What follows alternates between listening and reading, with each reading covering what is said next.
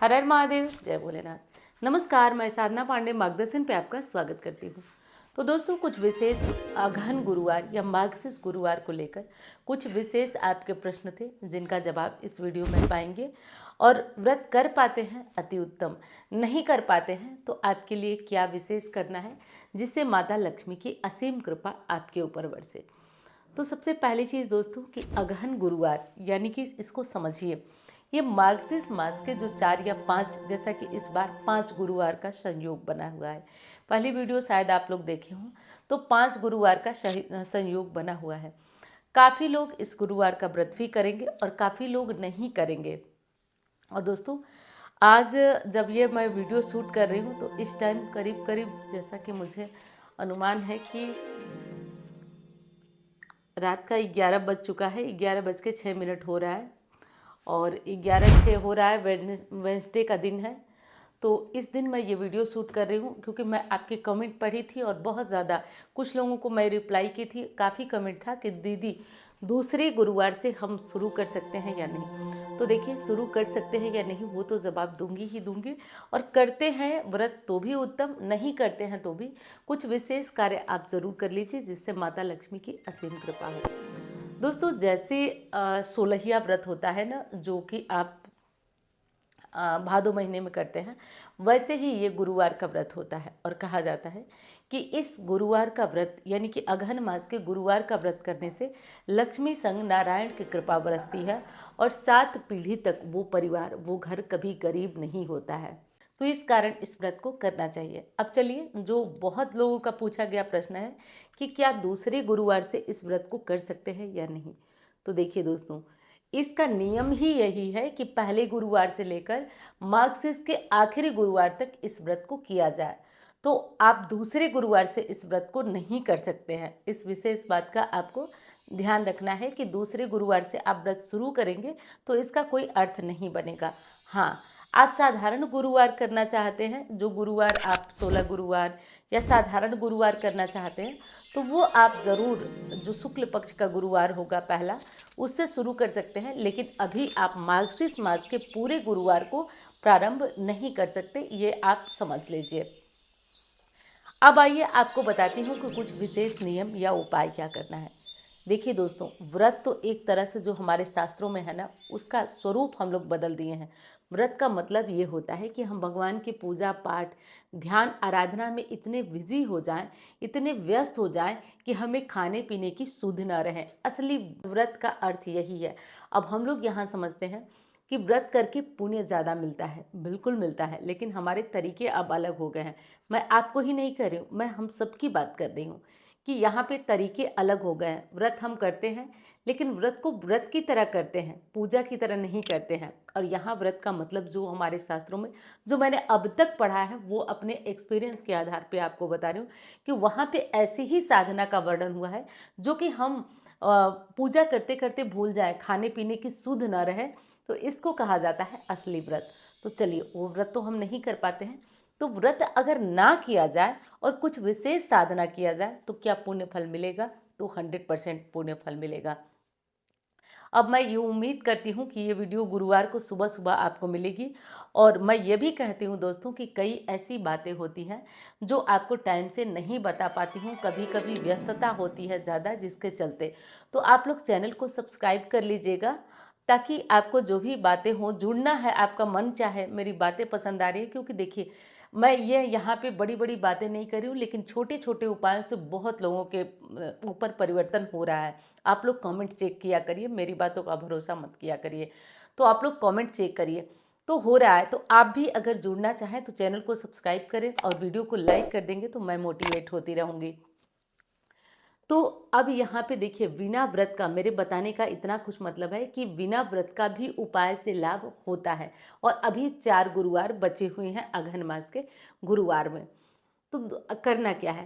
पहली चीज़ कि देखिए, अब आपको सुबह गुरुवार है तो जल्दी उठ जाना है।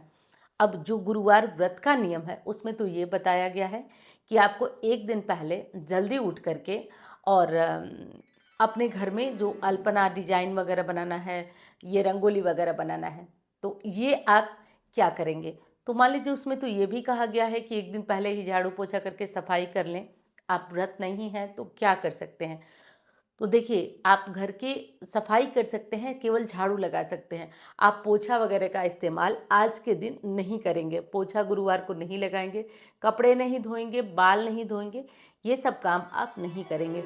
अब कुछ लोगों का भ्रम होता है कि बर्तन में भी तो साबुन लगता है, तो फिर साबुन से बर्तन धो सकते हैं। तो देखिए, इतना भ्रम मत पालिए कि अब हैंड वाश से हाथ नहीं धो सकते हैं, वो सब मत करिए, क्योंकि वो अब पहले का ज़माना अलग था, जब राख से मिट्टी से लोग अपने हाथ धो लेते थे और उतना सारा बीमारी भी नहीं था, तो वो सब समस्याएं ठीक थी। बहुत ज़्यादा भ्रम पालेंगे तो आप समस्या में आएंगे कि अब हैंड वाश नहीं लगाएंगे, साबुन नहीं लगाएंगे, साबुन से बर्तन नहीं धोएंगे, तो कहाँ से आपको राख मिलेगी? और राख मिलेगी भी तो राख, ताज़ी राख से बर्तन धुली जाती थी, जिसमें किसी भी प्रकार के कीटाणु न हो। तो इसलिए अब इतनी छोटी चीज़ों को छोड़िए, और हर नियम देश काल परिस्थिति के अनुसार होता है, तो इस विशेष बात का आप ध्यान रख कर के ही कार्य करिए। तो अब देखिए, आपकी ये बात स्पष्ट हो गई कि आप बर्तन वगैरह धुलेंगे, गुरुवार का व्रत है या नहीं भी है तो बर्तन धुलेंगे, कोई भी दोष इसमें नहीं लगेगा। उपाय करना है आपको कि जल्दी उठ जाइएगा, झाड़ू वगैरह लगा लीजिएगा। जो लोग व्रत नहीं है उनकी बात कर रहे हो, जो व्रत हैं उनको तो पुराना वीडियो देख लीजिए, नियम आपको सब पता चल जाएगा। और अब आपको जल्दी उठ करके पहला काम करना है कि अपने घर के सारे दरवाजे, खिड़की सब खोल दीजिए। खोल दीजिए, दरवाजे का मतलब कि लॉक खोल दीजिए। दरवाजे उतनी टाइम सुबह मत खोलिए। कितने बजे तक जगें? तो देखिए, 5 बजे भी जगेंगे तो हो जाएगा आपका काम। थोड़ी बहुत सर्दी तो आ ही गई है, तो 5 बजे भी जगेंगे तो हो जाएगा काम। उसके बाद अब आपको क्या करना है कि अपने घर में सबसे पहले सूर्य नारायण को जल दीजिए, तुलसी माँ की पूजा करिए, और उस टाइम अगर कच्चा दूध मिल जाता है तो आप 2-4 बूंद कच्चा दूध तुलसी माँ को समर्पित करिए। इससे भी आर्थिक मजबूती आती है, इससे भी आर्थिक मजबूती आती है। और दूसरा कार्य आप करिए, गुरुवार के दिन अगर नहीं दूध मिलता है तो रात का रखा हुआ दूध मत चढ़ाइए, आप लोग छोड़ दीजिए। दूसरा कार्य आप लोग करिए कि पहले तो घर में धूप जलाइए बढ़िया। अब धूप आप कप वाली ले सकते हैं, एक धूप जलाना मैं भी बताई थी आपको, तो वो धूप भी आप बना लीजिए, उसको भी रख लीजिए, वो भी बहुत अच्छी धूप है। तो आप उस धूप को, या जो भी अगरबत्ती धूप बत्ती आप जलाते हो, मतलब खुशबू कर दीजिए पूरे घर में। उसके बाद एक दिया जला दीजिए। लक्ष्मी नारायण की जो साधारण पूजा हो सकती है आपसे कर लीजिए, क्योंकि इस गुरुवार में जो पूजा होती है वो सुबह की ही महत्ता होती है, क्योंकि लक्ष्मी संग नारायण की पूजा होती है ना, और जहाँ पे लक्ष्मी संग नारायण की पूजा होती है वो पूजा और असरदार हो जाती है। एक कार्य और आप कर सकते हैं, वो कार्य है आपको सुबह सवेरे, अगर आप बढ़िया प्रभाव लेना चाहते हैं बिना व्रत का, तो आप श्री सुक्तम का पाठ करिए। अब यहाँ देखिए, एक साधारण हमारे बोलचाल की भाषा में कहावत कही जाती है ना कि जितना गुड़ डालेंगे मिठास उतनी ज़्यादा होगी। तो यहाँ पे देखिए, कम से कम आप श्री सुक्तम का 3 पाठ करिए, हो सके तो आप 16 पाठ करिए। अगर टाइम है तो उठ जाइए 4 बजे और 16 पाठ कंप्लीट कर दीजिए। वैसे मैं कह रही हूँ, ठंडी में आलस सबको आती है, तो हो सके तो आप थोड़ा सा कम ही करें, 3 पाठ करें या 16 पाठ करें, जैसे भी हो जाए आप ये पाठ करें। धूप दीप जलाएं, पूरे घर में कपूर जलाकर टन टन टन टन घंटी घंटी की ध्वनि करते हुए पूरे घर में दिखाएं। ब्रह्म मुहूर्त में उठकर किसी से किचकिच, झगड़े, लड़ाई या मन में किसी तरह का क्लेश ना रखें। इतना करें आप। और दूसरा कार्य जो आपको प्रमुख करना है वो मैं बता देती हूँ दोस्तों। शाम के टाइम, आज गुरुवार का दिन है, शाम के टाइम थोड़ी हल्दी डालकर ये आटे का 2 दीपक तैयार करिए।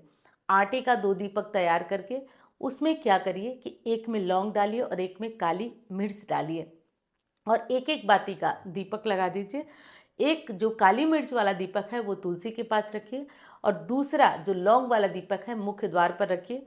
आप घी का, सरसों के तेल का, सरसों के तेल का नहीं, घी का, तिल के तेल का, आप कोई भी तेल का दीपक जला सकते हैं, सरसों तेल छोड़कर। और उसके बाद ये रख करके, और जब दीपक आप रखने जाएं तो आप माता लक्ष्मी का आह्वान करें, उनसे प्रार्थना करें, क्योंकि ये दोनों स्थान पे माता लक्ष्मी के आगमन का बहुत ज़्यादा प्रभाव होता है। तो वहाँ पे प्रार्थना करें और माँ लक्ष्मी से प्रार्थना करें कि हे माँ लक्ष्मी, आप मेरे घर आएँ, मेरी दरिद्रता दूर करें, मेरी परेशानी दूर करें। इतना करिए, और जैसे ही 5वां गुरुवार बीतेगा आपके घर में ज़रूर बरकत होगी, आपको ज़रूर इसका लाभ मिलेगा। तो आप सभी लोग बहुत परेशान थे, बहुत परेशान थे कि अब तो नहीं कर पाए हैं, क्या करें?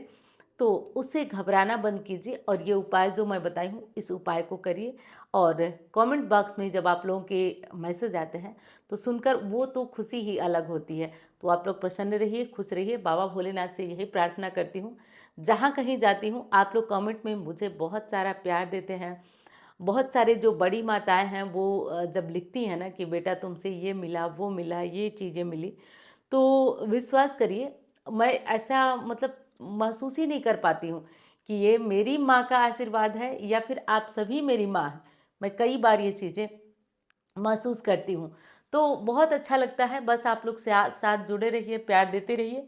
और मैं भी जहाँ तक प्रयास करती हूँ बस आपके लिए कोशिश करती हूँ। बाबा विश्वनाथ जी की कृपा, मार्कंडेय महादेव जी की कृपा आप सभी पे बनी रहे, यही कामना करती हूँ। धन्यवाद। हर हर महादेव।